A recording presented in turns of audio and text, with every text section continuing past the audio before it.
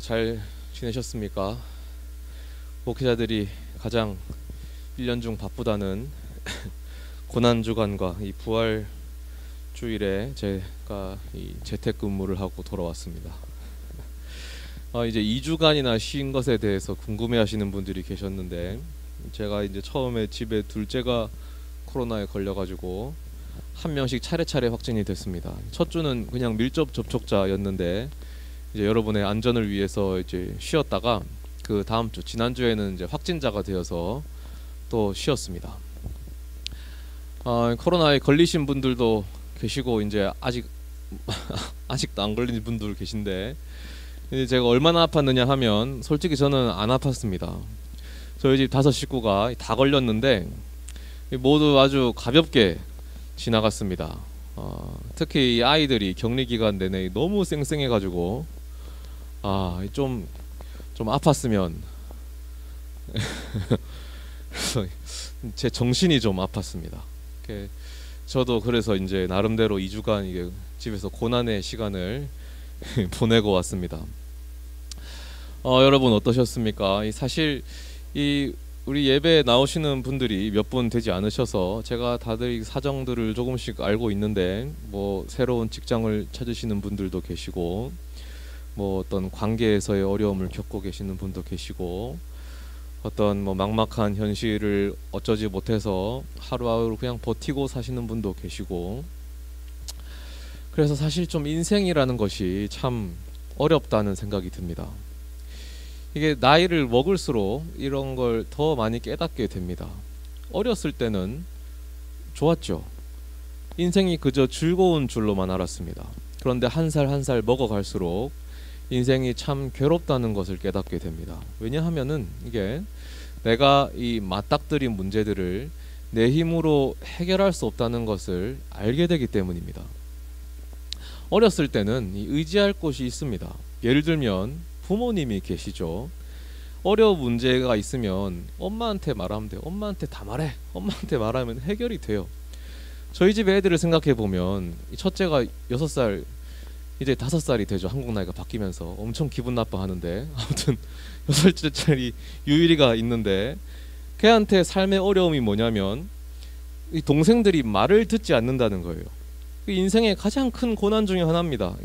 지 말을 안 듣는다거나 감히 4살짜리가 반말을 한다거나 이런 게 아주 인생의 고난입니다. 그런데 이 고난은 부모가 해결해 줄 수 있습니다. 그래서 유일이의 속 얘기를 들어보면 언제 엄마 아빠가 좋냐 그러면은 동생들이 말 안 들을 때 자기를 도와주면 그게 그렇게 고맙대요. 내 힘으로 해결되지 않는 장애물을 부모가 해결해 준 거거든요. 근데 반대로 엄마 아빠가 좀 그날따라 귀찮아, 그래서 내버려뒀다 그러면은 얘는 아주 고통스러운 거예요. 이 어린 아이가 인생의 좌절을 맛봅니다. 혼자 막 오늘 정말 최악의 날이야, 뭐 되는 일이 하나도 없어, 막 너무 힘들어요. 어쨌든 이렇게 어릴 때의 문제는 부모에게 가지고 가면 대부분 해결이 되거든요. 근데 나이가 들면 어려워져요. 사춘기 정도만 돼도 벌써 쉽지 않죠. 만약에 뭐 중고등학생 학교 폭력을 당했다, 이 부모나 학교 선생님이 해결해 줄 수 있습니까? 쉽지 않거든요. 그때부터 인생이 어렵다, 인생이 참 괴롭다라는 것을 알게 돼요. 그리고 이제 우리는 다 성인이잖아요. 어려움을 이게 가지고 가서 의지할 곳이 없습니다. 뭐 이 나이에 부모에게 가져가겠습니까? 이제는 부모보다 내가 더 능력이 많은 나이가 됐어요. 뭐 이미 그렇게 됐거나 곧 그런 나이가 이제 옵니다. 의지할 곳이 없죠. 그러니 얼마나 인생이 괴롭습니까? 그래서 이 인생이 괴로울 때 신앙이 생기거든요. 사실 사춘기 시절에 하나님을 인격적으로 많이 경험하는데 이게 우연이 아닙니다. 인생의 어려움을 하나님께로 가지고 가는 거예요. 의지할 곳이 없으니까 하나님을 의지하는 건데, 근데 이것도 머리가 좀 크고 나면 쉽지 않습니다. 왜냐하면 여기에 믿음이 있어야 되는데, 이게 하나님이 내 문제를 해결해 주실까? 믿음이 안 생겨요.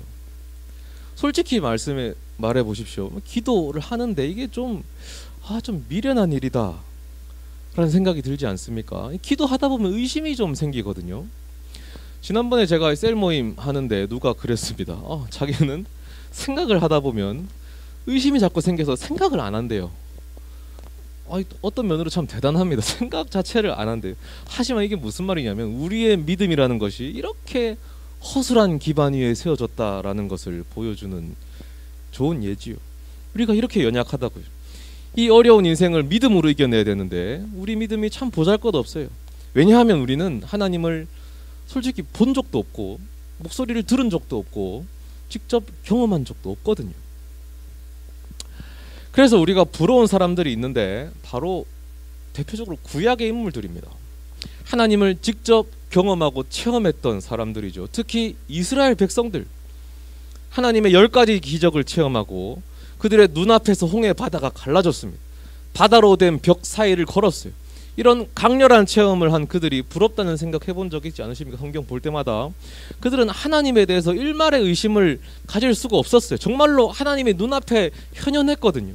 시내산이 불과 연기로 뒤덮이면 하나님이 임재하셨다 이걸 알았어요. 그 하나님 앞에서 두려워하면서 엎드려 경배했습니다. 그 하나님이 지금 어디 가셨단 말입니까? 이 무신론의 시대에 우리가 도대체 어떻게 하나님을 믿고 의지해야 됩니까? 그 시대의 10분의 1이라도 하나님이 모습을 드러내신다면 좀 쉽게 하나님을 믿을 수 있을 텐데, 물론 그 이스라엘 백성들도 다 믿음을 지키지 못했습니다. 그들은 하나님을 경험했지만 그들 전부 불신앙으로 광야에서 죽었어요. 그들 중 단 2명만 가나안 땅에 들어가거든요. 그럼에도 불구하고 이 체험이 아주 중요합니다. 유대인들이 가정교육을 잘하잖아요. 가정교육에서 뭘 가르치는지 아십니까? 결국 출애굽 체험을 가르칩니다.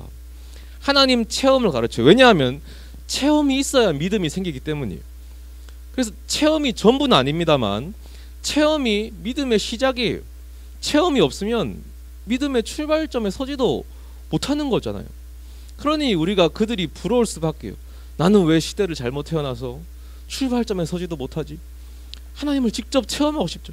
바다를 가른 모세의 기적, 함성 소리로 무너지는 여리고성의 기적, 해와 달이 멈추는 여호수아의 기적, 불병거를 타고 하늘을 나는 엘리야의 기적, 해시계의 그림자가 뒤로 돌아가는 히스기야의 기적. 부럽잖아요. 나도 그런 체험을 한다면 하나님을 더 잘 믿을 수 있을 것 같은데, 인생에 문제가 와도 그냥 하나님께 맡겨버리면 되죠. 하나님이 더 크시거든요. 홍해가 갈라지듯 여리고성이 무너지듯 그 문제들도 내 앞에서 사라질 것을 분명히 믿을 수 있죠. 그런데 지금은 좀 미심쩍다고요. 우리의 믿음이 이렇게 연약해요. 그런데 여러분, 오늘 제가 놀라운 사실을 알려드리겠습니다. 우리가 그들을 부러워하지만 사실은 부럽지가 않습니다. 그들이야말로 우리를 부러워합니다. 진짜 부러움의 대상은 그들이 아니고요, 우리가 부러움의 대상입니다. 그 이유가 오늘 본문 7절에 나왔는데 제가 읽어드리면 예수님의 말씀입니다. 그러나 내가 너희에게 실상을 말하노니 내가 떠나가는 것이 너희에게 유익이라. 내가 떠나가지 아니하면 보혜사가 너희에게로 오시지 아니할 것이요 가면 내가 그를 너희에게로 보내리니. 사실 이 하나님 체험보다 급이 더 높은 게 있다면 예수님 체험이거든요.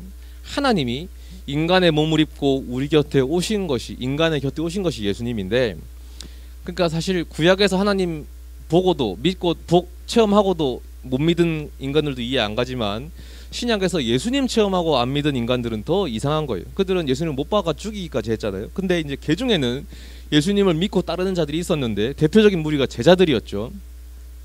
육신을 입은 하나님이 함께 하시니까 얼마나 든든하겠습니까? 두려울 게 없었겠죠. 그래서 제자 중에 누군가는 누가 자기들 반대한다 그러면은 하늘에서 불벼락이 떨어질 것을 요구했습니다. 아주 기고만장했어요. 우주의 중심이 자기들이에요. 그런데 오늘 본문 보면 예수님이 별안간 청천벽력 같은 말씀을 하십니다. 당신께서 떠나가시겠다는 이야기를 하시죠. 그리고 이제 남아있는 너희에게 고난이 닥칠 것이다. 제자들이 깜짝 놀래요. 예수님이 떠나시면 도대체 누구를 의지한단 말입니까? 누구에게 인생 어려움을 맡깁니까? 바로 그때 예수님 말씀하시기를, 내가 너희에게 진실을 알려주겠다. 내가 떠난다니까 너희 지금 겁먹었지? 근데 사실은 내가 떠나는 것이 너희에게 훨씬 유리하다. 왜냐하면 내가 떠나가야만 성령 하나님이 너희에게 오시기 때문이다.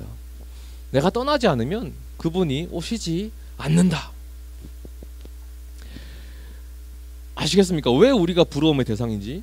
자, 구약의 백성들 하나님을 멀리서 바라봤어요.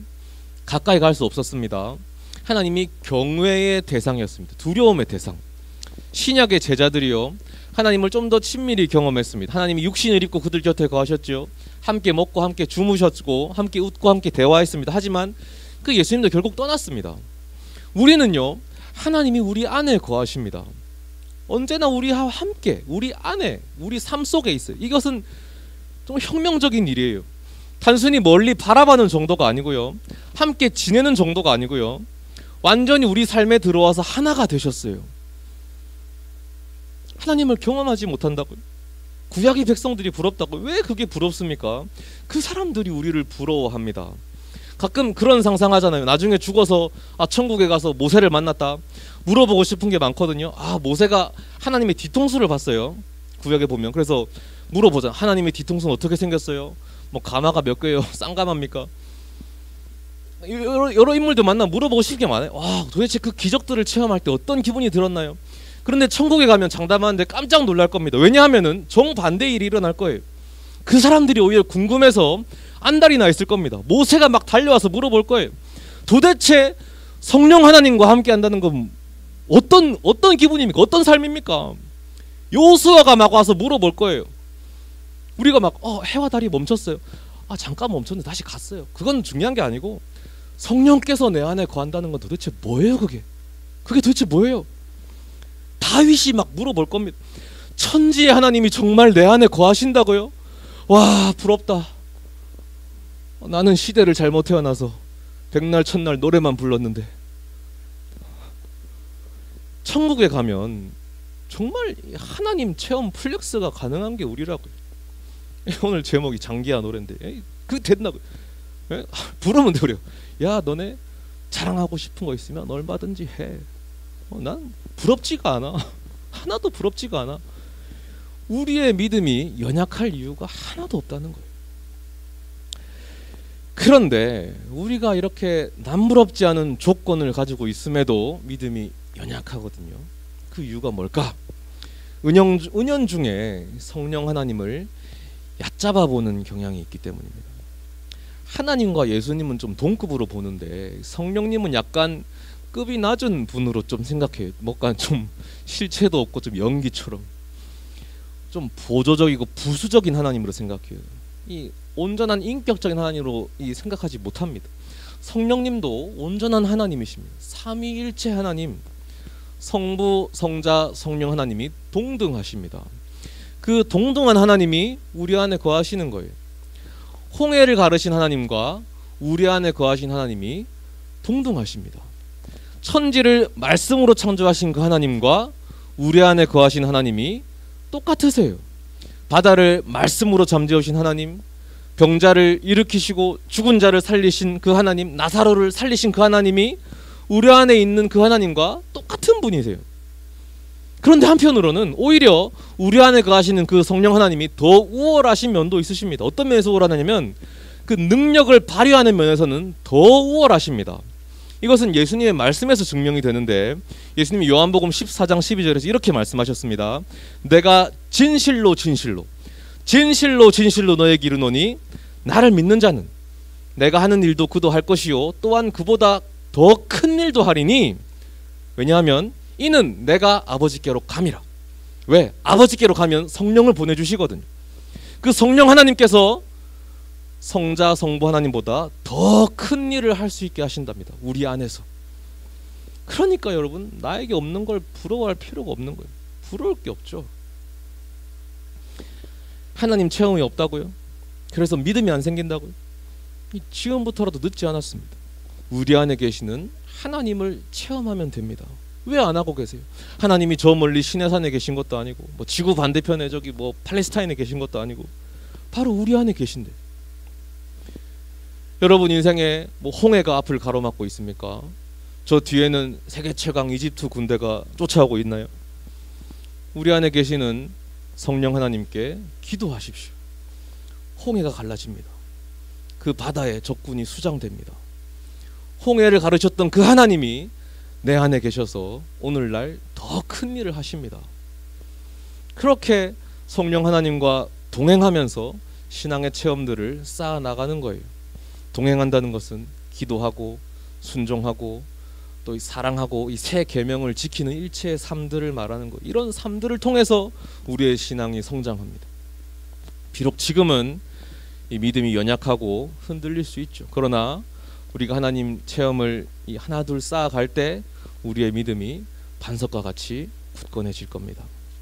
이미 성령님이 우리 안에 거하시고 말씀하시고 우리를 기다리십니다. 특별히 오늘 저를 통해서 여러분을 초청하고 계시죠. 우리의 작은 발걸음이 변화를 만들 것입니다.